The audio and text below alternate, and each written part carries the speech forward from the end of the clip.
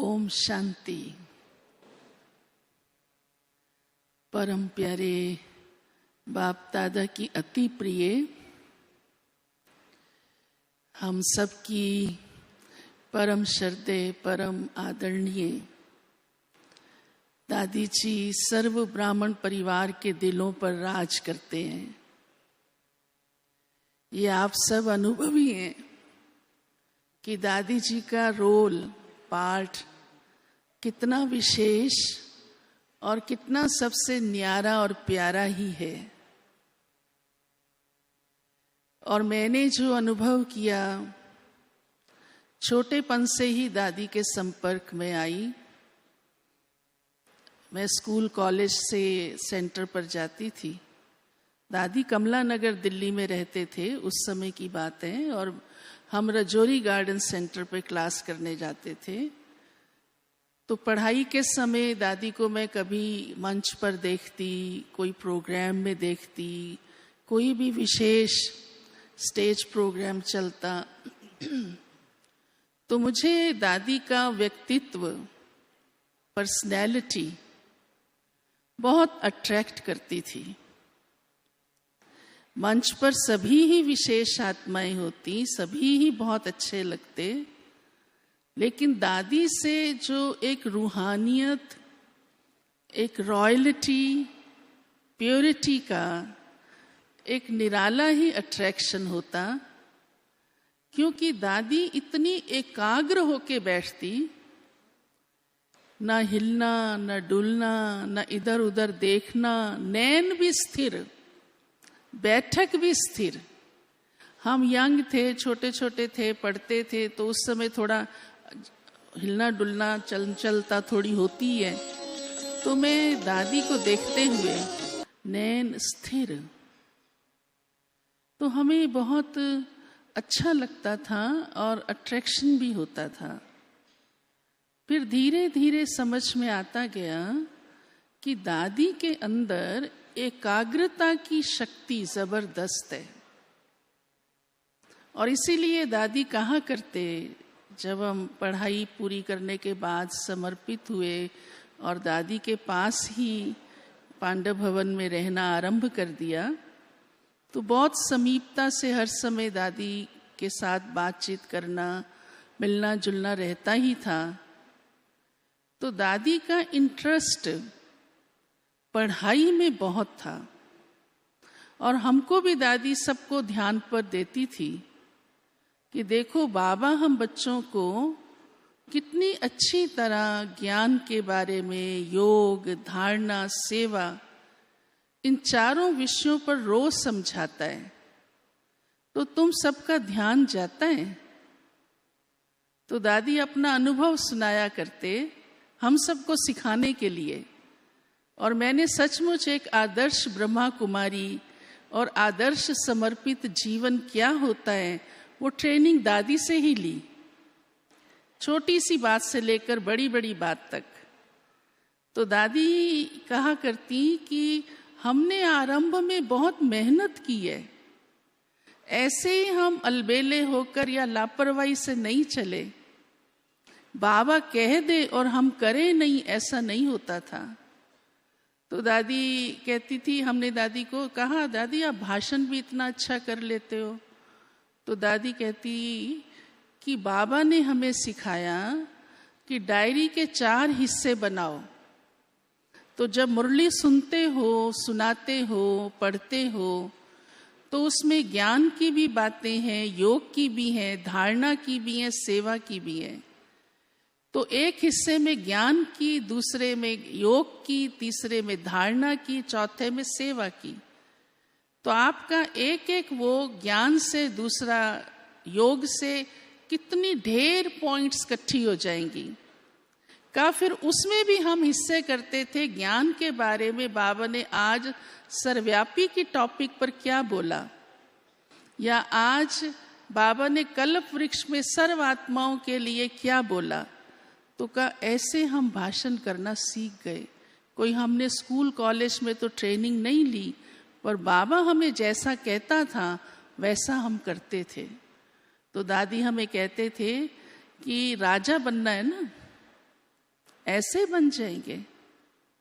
तो ये चारों बातों में इंटरेस्ट चाहिए। यहाँ तक कि दादी क्लास वालों को भी ये बात समझाते, इतने विस्तार से नहीं लेकिन इशारा देते थे कि कोई कोई योग में बड़ा इंटरेस्ट रखता है, अच्छी बात है। अगर उससे सेवा कहो तो कहेगा बहन जी कोई योग का प्रोग्राम हो, बच्ची हो, मुझे बता देना। और अगर कोई सेवा में, कई सेवा में इतना इंटरेस्ट रखते हैं, हर रीति से, सूक्ष्म स्थूल जो सेवा मिले, या भागते रहेंगे और कहेंगे कोई भी सेवा हो ना बहन जी मुझे बता देना। तो दादी कहती थी सेवा के नंबर तो जोड़े, उसका महारथी तो बना, परंतु अगर राजा बनना है तो ज्ञान भी करो, योग भी करो, धारणा भी करो और सेवा भी करो। और दादी खुद भी लिखा करती। दादी संदेशी नंबर 1 रही यज्ञ की, आप सब जानते हैं। कितने ऐसे संदेश होते थे जो दादी प्रकाश मणि डायरेक्ट दादी गुलजार से फ़ोन पर, यहाँ मधुबन में जब आप होते तुरंत कारोबार में दादी से संदेश मंगाते बाबा से। और दादी दिल्ली में पांडव भवन में होते तो दादी खुद अपने हाथों से लिखकर भेजा करती। तो मैं दादी को कहती थी, मैं कई बार कमरे में जाती थी, दादी लिख रहे होते थे और इतना सीरियस होते थे कि हम आगे कदम नहीं बढ़ा पाते थे कि हम दादी के नज़दीक जाके और कुछ कहना शुरू कर दें। इतना गंभीरता से दादी पूरी कंसंट्रेशन से उसे लिख रहे होते, और इसलिए दादी का हर संदेश वर्ड टू वर्ड एकदम इतना याद से भरा हुआ और इतना एक्यूरेट होता। तो दादी को एक बार मैंने कह दिया, दादी आप खुद लिखते रहते हो। जब दादी मतलब संदेश लिखते टाइम नहीं, बाद में कहा, तो आप खुद लिखते रहते हो और इतना टाइम भी लगता है, पुरुषार्थ ज़रूर है, आयु भी है दादी की, कारोबार भी बहुत है दादी के ऊपर। तो दादी कहती थी नहीं, ये मेरा काम है, मैं खुद करूँगी। और प्राइवेसी भी रखती थी। मैंने एक बार कहा, क्योंकि कई संदेश ऐसे होते थे जो सभी क्लास के भाई बहनों के लिए होते थे। आप सबको याद होगा इंटरनेशनल योगा डे पर दादी का मैसेज आया करता था, उसका बुक भी बना हुआ है अभी। तो वही संदेश दादी ने कहा मैं मधुबन में भेजना है, मैं थोड़ा अभी व्यस्त हूँ। तो दादी ने लिख करके भेज दिया। तो हमने दादी को कहा कि वो तो अभी सभी सेंटर्स पर, दादी ने कहा आ जाएगा 2-3 दिन में। तो हमने कहा आप हमें बता दो ना दादी, कल क्लास में थोड़ा सुना दें। तो दादी इतनी मर्यादा संपन्न हर बात में थी। कहा नहीं, ये पहले मधुबन जाएगा और मधुबन से दादी इसको सब जगह भेजेगी, हम नहीं कहेंगे ना हम सुनाएंगे। हर बात में दादी इतनी मर्यादित भी रहती। तो दादी के अंदर इतनी शक्तियां हम महसूस करते थे, और गंभीरता दादी की जो हमने देखी कि कोई बात अगर किसी ने दादी को प्राइवेट सुनाई है, चाहे वो टीचर हो, चाहे वो स्टूडेंट हो, चाहे कोई अन्य भी हो, कभी दादी के चेहरे से आभास भी नहीं होता था कि दादी को कोई ये बात मालूम भी है। कभी वो बात लीक नहीं हो सकती थी।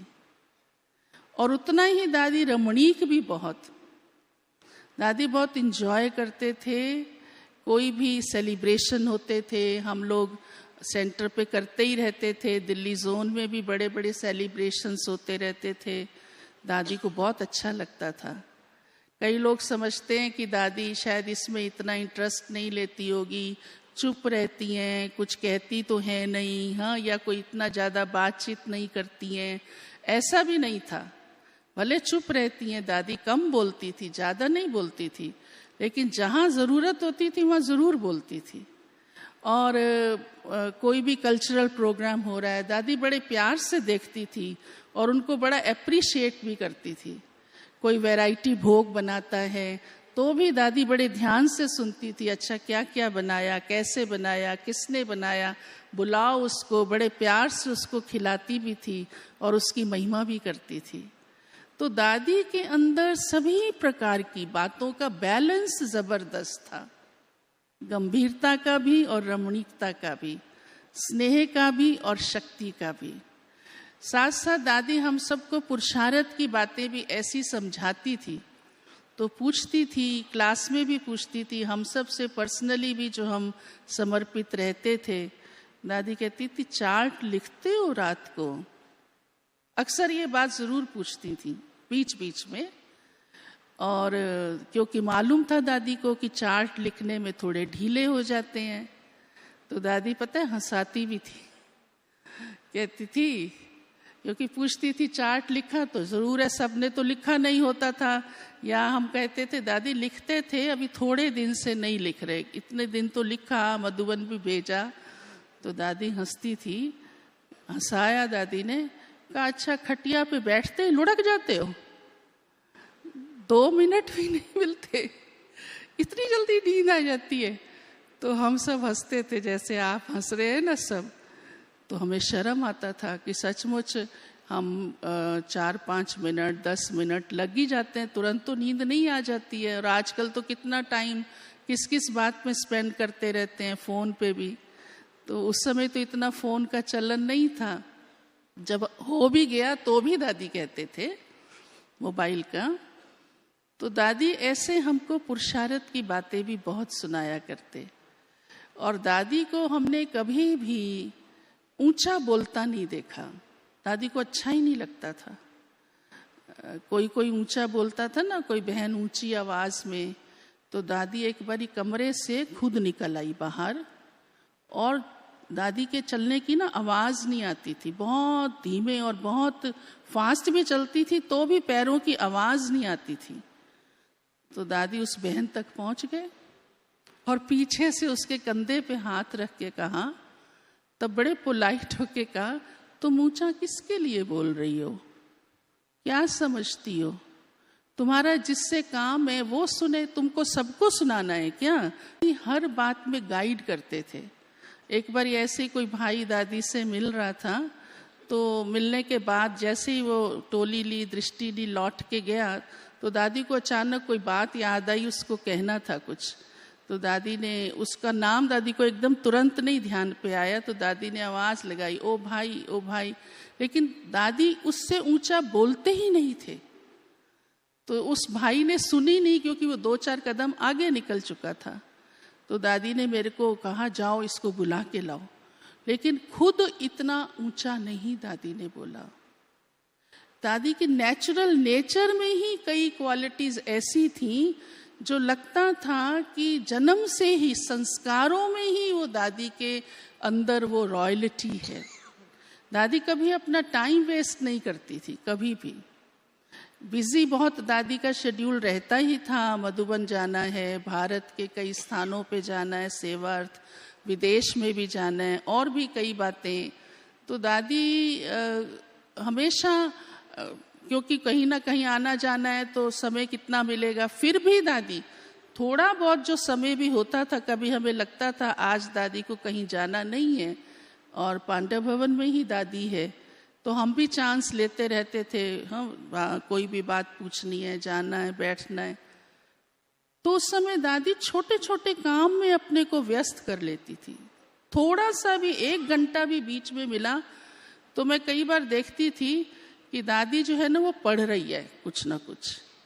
तो मैंने दादी को कहा, दादी अभी आप ये बुक्स पढ़ रहे हैं, आपको तो ज़रूरत ही नहीं है, आप तो भंडार हो ज्ञान का, जो भी बोलोगे सब बड़े शौक से सुनेंगे। तो दादी कहती थी, नहीं, हमको भाषण करना है, बड़ी सभा में करना है, बड़े मंच पर करना है, और ऐसे ही नहीं बोलना होता।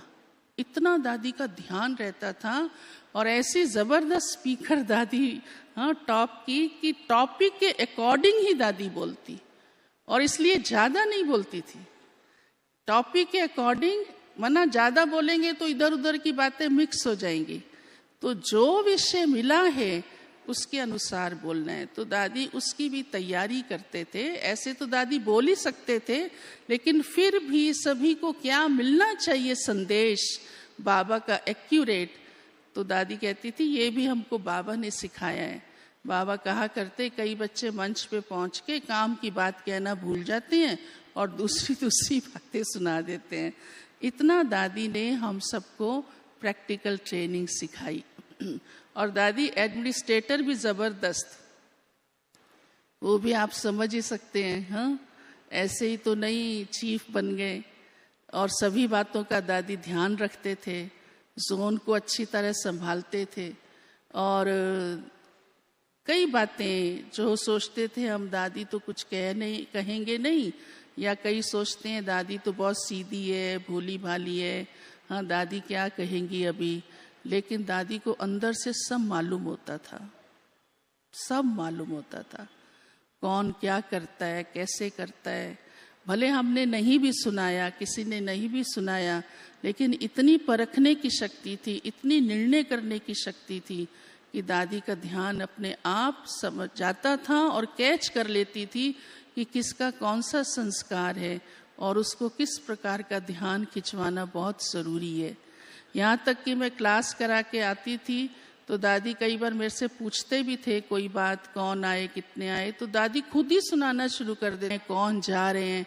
तो एक ही उस नज़र से दादी को अंदाज लग जाता था कि किसका पुरुषार्थ कैसा है, कितनी संख्या पहले पहुंचती है, कौन देरी से पहुंचते हैं। तो ये सब दादी को ख्याल में आ जाता था। इवन टीचर्स भी दादी से मिलने आते थे तो दादी खुद कम बोलती थी लेकिन सुनने की शक्ति जबरदस्त थी।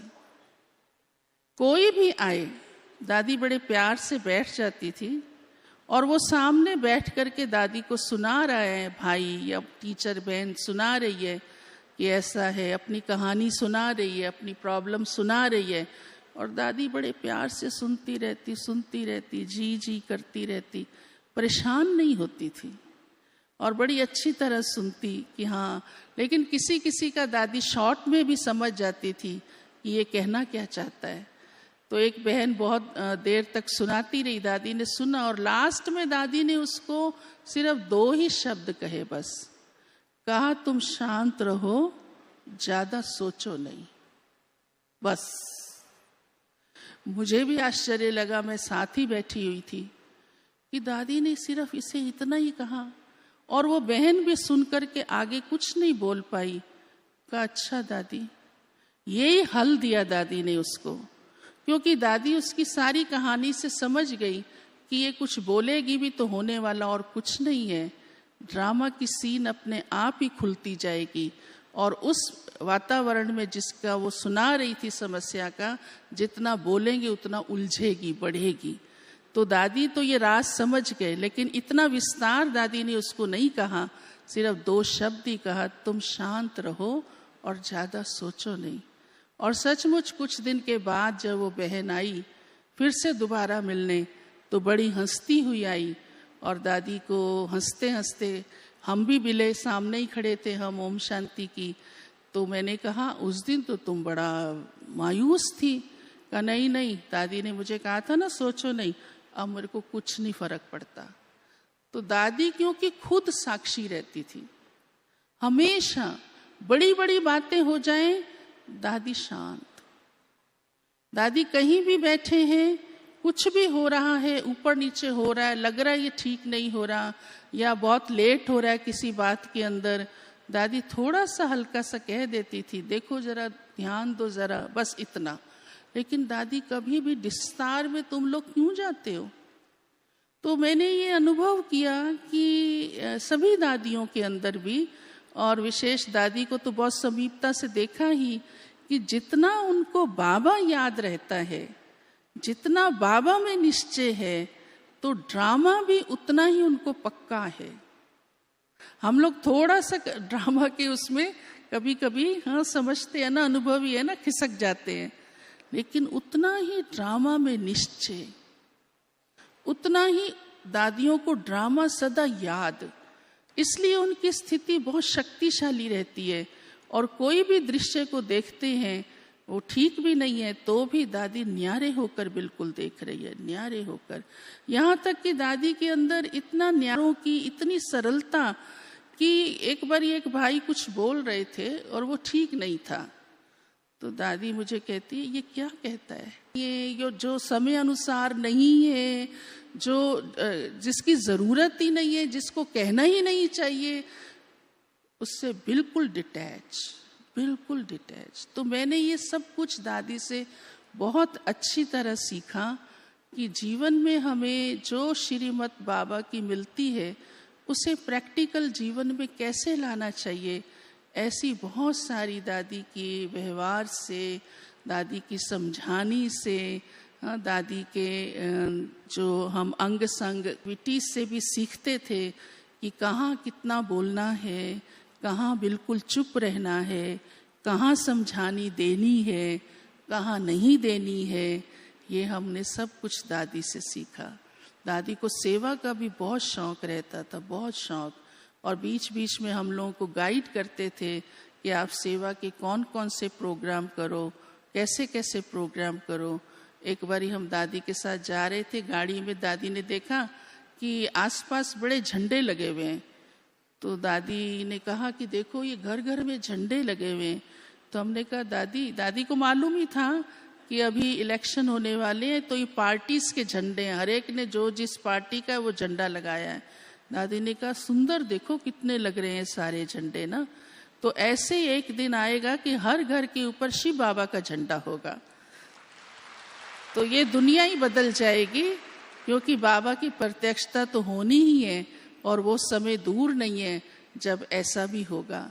तो ऐसे ऐसे भी दादी बहुत सारी बातें भविष्य की भी सुनाती और सतयुगी दुनिया की भी हमको सुनाती कि क्या क्या सतयुगी दुनिया में क्या क्या होगा। हाँ, तो बहुत टाइम चला जाएगा। हम म्यूजियम सजाते थे तो गाइड करती थी खुद खड़े होके कि देखो तुमने ये जो पटका इसको डाला है ना, ये मैच नहीं कर रहा, सतयुग में ऐसे कलर के साथ ये कलर नहीं होगा। इतना भी दादी हम सबको ध्यान पे देती कि इसका कुर्ता ठीक नहीं है, चेंज करो इसका कलर, आदि आदि। तो बहुत सारी बातों से हमने जीवन में दादी से सीखा, पाया, और ये मुझ आत्मा का बहुत बड़ा सौभाग्य रहा कि ऐसी दादी की, प्यारे बाबा के रथ की, यज्ञ की ऐसी विशेष महान हस्ती, आधार स्तंभ की हमको पालना मिली, स्नेह मिला, संग मिला, और उसी प्राप्तियों से जीवन के अंदर बहुत कुछ पाया और आगे बढ़ाया। ओम शांति। और ऐसी महान हस्ती की मैं बहुत बहुत दिल से, तहे दिल से नमन करती हूँ, शत शत नमन करती हूँ, शुक्रिया करती हूँ। शब्द नहीं है मेरे पास। आप सबके भी दिल में दादी के लिए बहुत बहुत ऊंची ऊंची भावनाएं हैं। ओम शांति।